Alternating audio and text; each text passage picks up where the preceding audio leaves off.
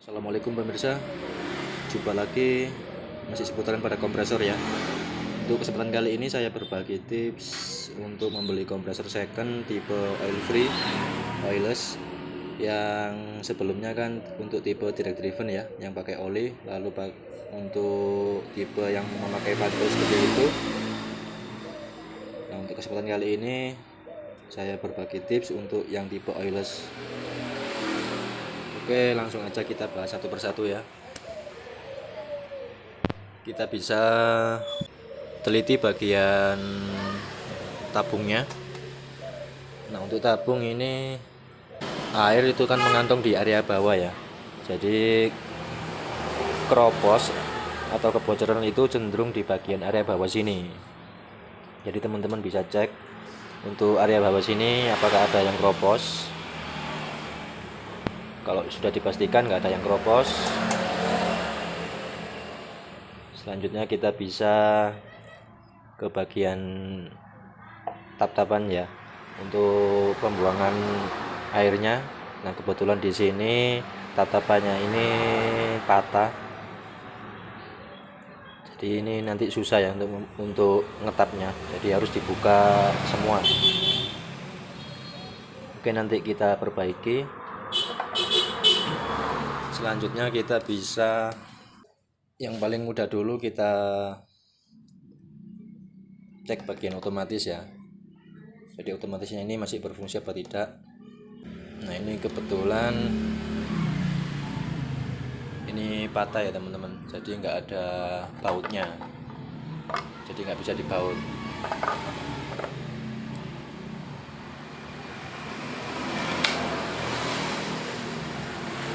Oke, kita coba untuk otomatisnya ya, kita nyalakan mesinnya.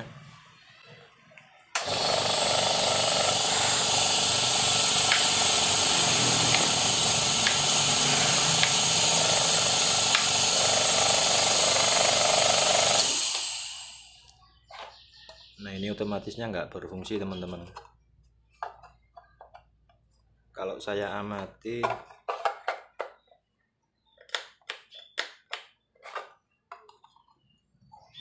covernya ini nggak sesuai, jadi antara otomatisnya ini sama covernya ini nggak sesuai, jadi nggak bisa, tombolnya ini nggak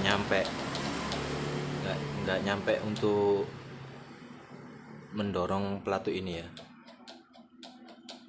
sepertinya nggak sesuai, nggak lawannya ya, jadi nggak bisa dimatikan manual.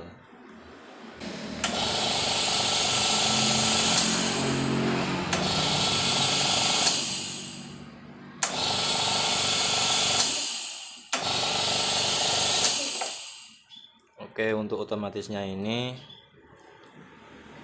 untuk otomatis mati dan otomatis nyala masih berfungsi ya teman-teman. Cuma untuk mematikan manual melalui ini, tombol ini nggak fungsi karena ini sepertinya nggak lawannya. Oke, untuk otomatis seperti itu ya kondisinya. Lalu kita bisa juga pastikan safety valve-nya ya. Ini cek safety valve-nya ini.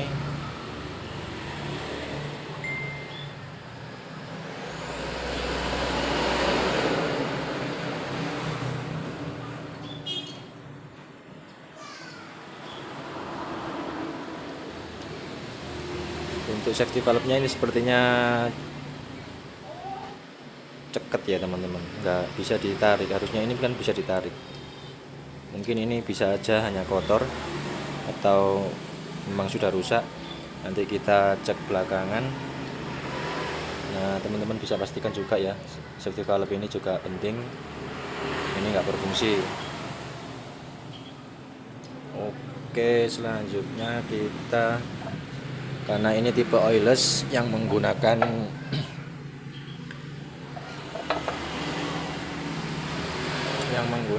pembuangan sisa udara menggunakan solenoid ya, jadi kita cek juga solenoidnya ini masih berfungsi apa tidak. Untuk ngeceknya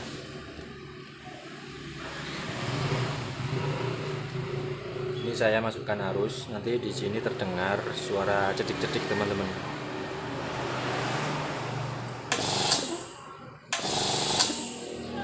Nah, terdengar ya suaranya cedik-cedik gitu. Lalu kalau kita matikan tadi, terdengar suara udara ya keluar dari sini, lubang kecil ini. Jadi udara yang terjebak di sini dibuang melalui lubang kecil ini ya, cas gitu.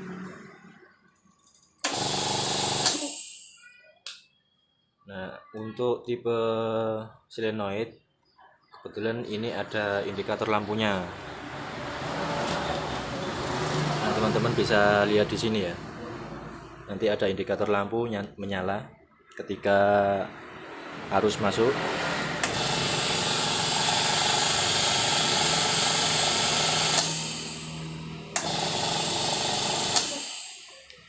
Nah, terlihat ya, indikatornya menyala. Jadi selirnya masih berfungsi. Lalu kita bisa juga analisa bagian cek valve.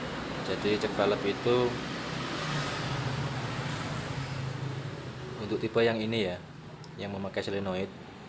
Jadi kalau tabung ini ada isinya, ada tekanan udaranya. Kalau cek valve-nya ini bermasalah, entah rusak, entah kotor, nanti udara bocor ya.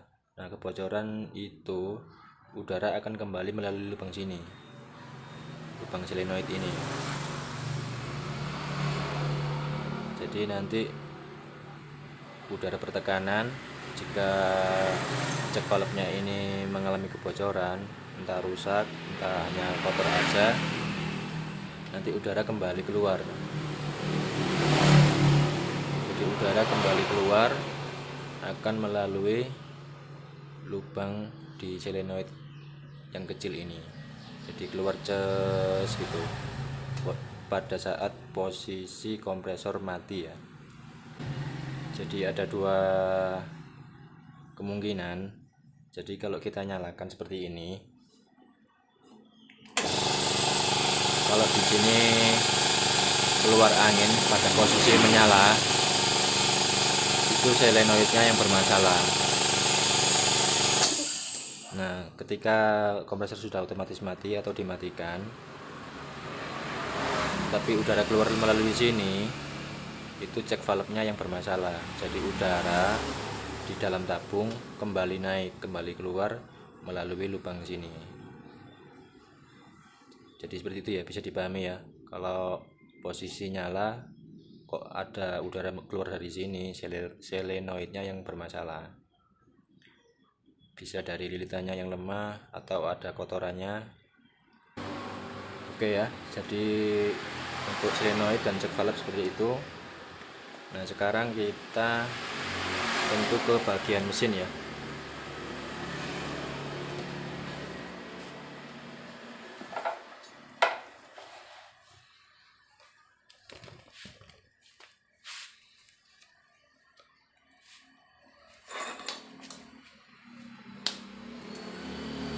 Nah, untuk tipe oilless ini kebetulan kompresor ini bermasalah teman-teman. Jadi kalau sebelumnya tips saya itu kebetulan kompresornya ini kan kondisinya normal semua ya. Nah, kebetulan kompresor ini bermasalah. Nah, biar lebih jelas ya. Nah, mumpung ini kompresor masih bermasalah, biar teman-teman bisa tahu juga. Oke, kita langsung aja ya, biar teman-teman tahu permasalahannya di mana.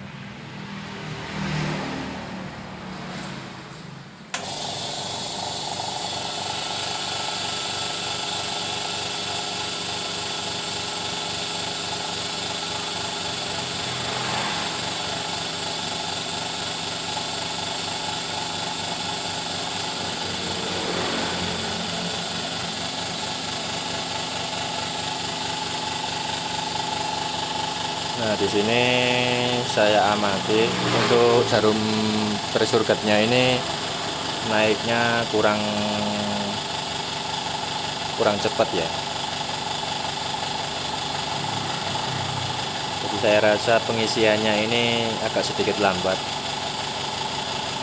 Nah, untuk pengisian lambat ini banyak kemungkinan teman-teman, jadi bisa dari membrannya atau bisa juga dari klepnya, entah rusak atau hanya kotor. Kita cek belakangan ya untuk masalah pengisian yang agak lambat ini.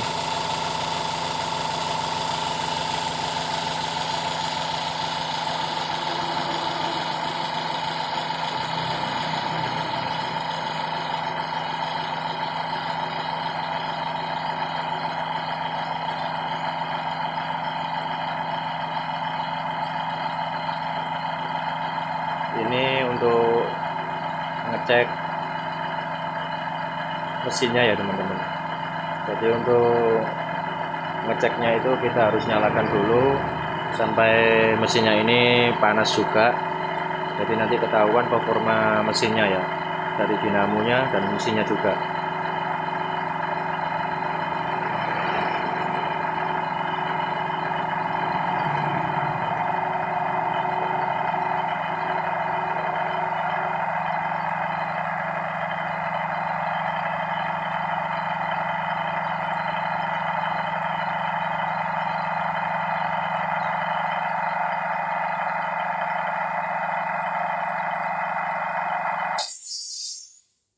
Oke, sudah otomatis mati di angka 8 bar ya.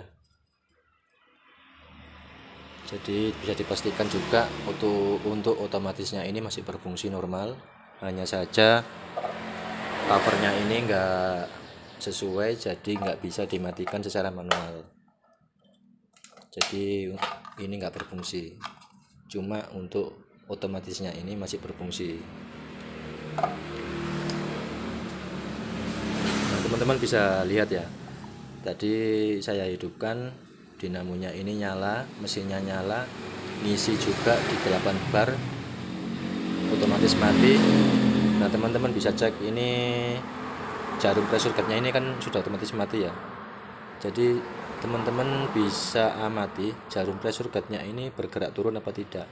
Kalau ada pergerakan turun, bisa dipastikan ada kebocoran.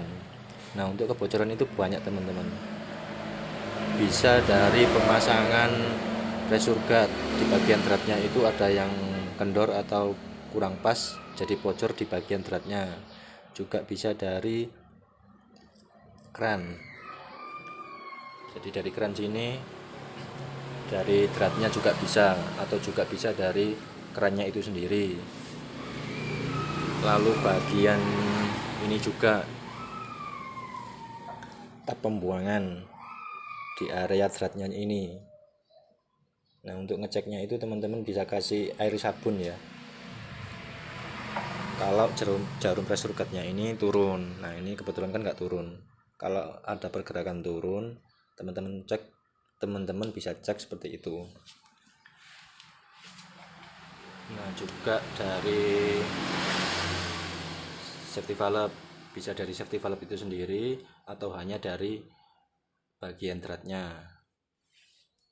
Lalu ke bagian check valve, bisa dari check valve itu sendiri atau bisa dari hanya dratnya ini. Nah untuk check valve,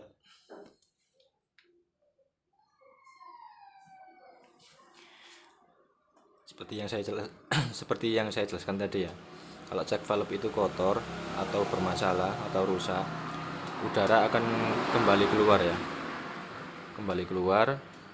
Itu juga bisa mengakibatkan bocor. Nah untuk tipe yang seperti ini, kalau check valve-nya ini bermasalah, udara akan keluar melalui solenoid sini. Nah ada juga di bagian ini. Nah ini kan terpisah ya teman-teman, jadi bisa dari area sini, area dratnya ini, di bagian dalam sini ya. Jadi teman-teman bisa kasih air sabun ya kalau pressure gauge-nya ini turun. Nah ini kebetulan kan masih diem ya di angka 8.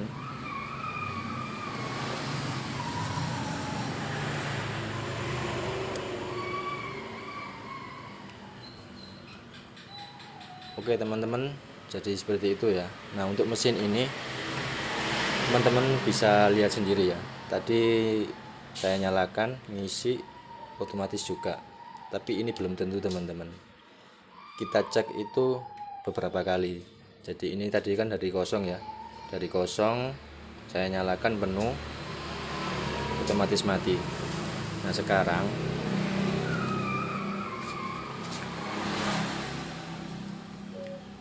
untuk ngetes performa dinamonya ya teman-teman, atau ngetes performa mesinnya. Jadi kita buang lagi sampai otomatis menyala lagi. Jadi kita hidupkan otomatis mati, kita hidupkan lagi otomatis mati, seperti itu ya. Bisa diulang 2-3 kali sampai mesinnya ini panas. Nanti kita bisa tahu performa mesinnya. Kalau hanya sekali aja seperti ini, mesinnya kan belum panas teman-teman. Jadi untuk memastikan kita bisa nyalakan lagi.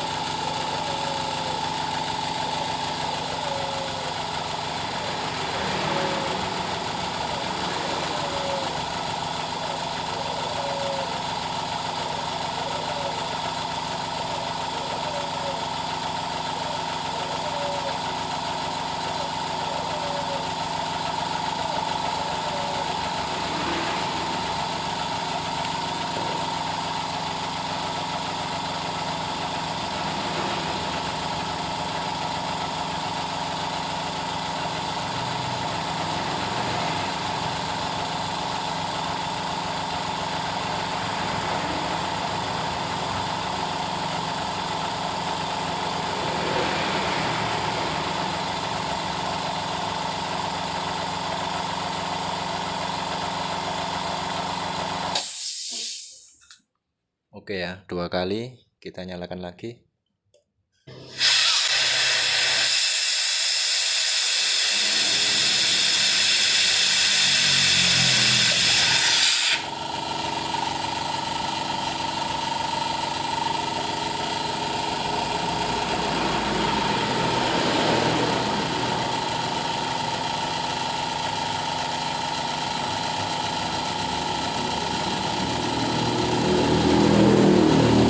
Kita nyalakan beberapa kali ya. Kita coba nyalakan beberapa waktu sampai mesin ini panas. Nanti kita bisa tahu performa dari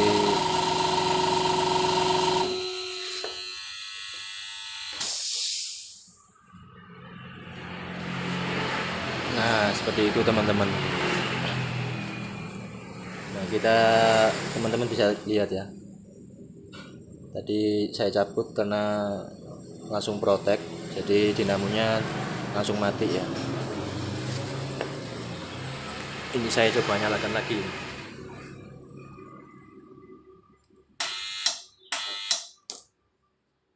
Nah seperti itu teman-teman.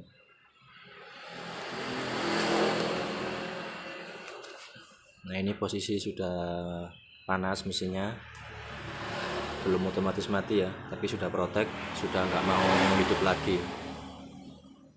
Nah untuk ngeceknya seperti itu teman-teman, jadi nggak sekali dinyalakan gitu. Kita coba beberapa waktu dulu, beberapa menit sampai otomatis mati, kita hidupkan lagi otomatis mati, seperti itu ya. Nah kalau kondisi seperti ini kan teman-teman bisa tahu ya permasalahannya.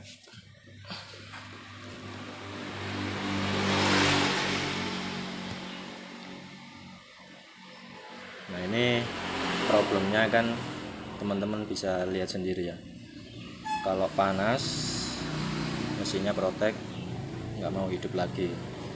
Nah ini kebetulan banyak sekali teman-teman yang tanya di kolom komentar, Bang kenapa kompresor saya kalau panas kok mati ya. atau ada yang tanya tiba-tiba mati gitu. Nah problemnya mungkin seperti ini ya, ini panas, protek nggak mau hidup lagi. Nah ini saya belum tahu teman-teman. Jadi untuk panas mati ini penyebabnya banyak, bisa dari lilitan dinamonya, bisa juga dari thermalnya. Jadi di dalam dinamonya itu ada alat kecil thermal, jadi nanti kalau panas berlebih thermal itu bekerja. Bisa juga dari pemasangan mesinnya ya, entah itu pemasangan askruk,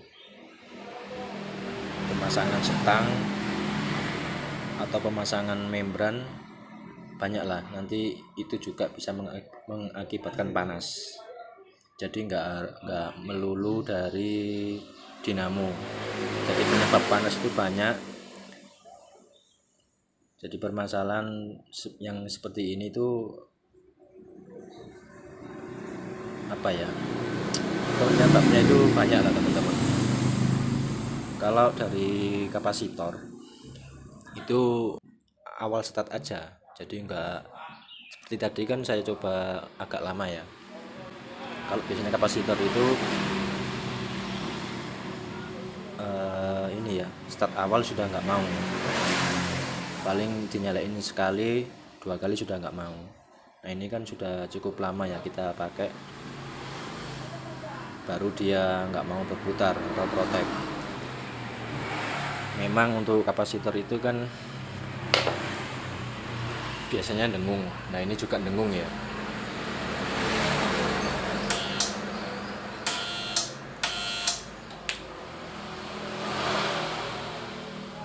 Tapi saya rasa bukan kapasitor. Oke, untuk kita servis atau nanganin kompresor ini naik video selanjutnya ya. Untuk kesempatan kali ini seperti yang saya sampaikan tadi, beberapa poin yang bisa diperhatikan untuk membeli kompresor second ya. Mudah-mudahan bermanfaat buat pemirsa semua. Jangan lupa subscribe, like, dan komennya. Sekali lagi terima kasih buat pemirsa semua yang sudah menonton video ini. Wassalamualaikum warahmatullahi wabarakatuh.